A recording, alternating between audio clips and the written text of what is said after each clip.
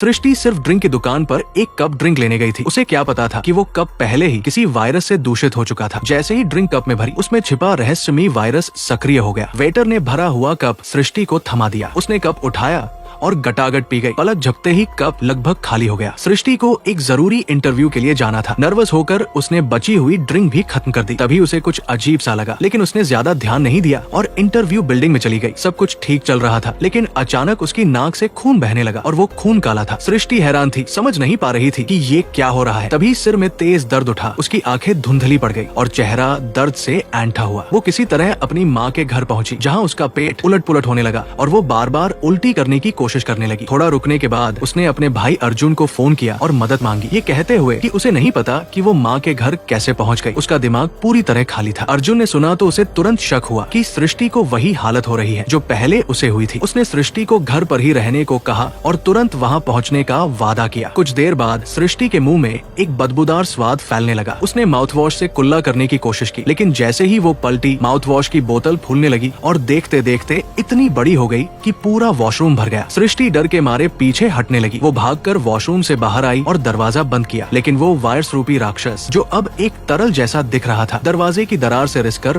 बाहर आ गया। सृष्टि ने डरते हुए एक टेबल लैंप उठाया और उस राक्षस पर दे मारा। राक्षस पल भर के लिए रुका और सृष्टि ने मौका देखकर कमरे से भागकर लिफ्ट की ओर दौड़ लगाई। राक्षस ने उसका पीछा किया, लेकिन सृष्टि किसी तरह लिफ्ट में घुसी और दरवाजा बंद कर लिया। उसे लगा कि वो बच गई, लेकिन तभी राक्षस लिफ्ट की छत पर जा चढ़ा और लिफ्ट बीच में अटक गई। सृष्टि ने लिफ्ट का दरवाजा खोलने की कोशिश की, लेकिन उसकी ताकत कम पड़ रही थी। वो कोने में सिकुड़कर बैठ गई और राक्षस दरार से अंदर घुसने लगा। तभी अर्जुन और उसकी दोस्त काव्या वहाँ पहुँचे। दोनों की मदद से सृष्टि लिफ्ट से बाहर निकली और तभी लिफ्ट की केबल टूट गई। राक्षस समेत लिफ्ट नीचे गिर पड़ी।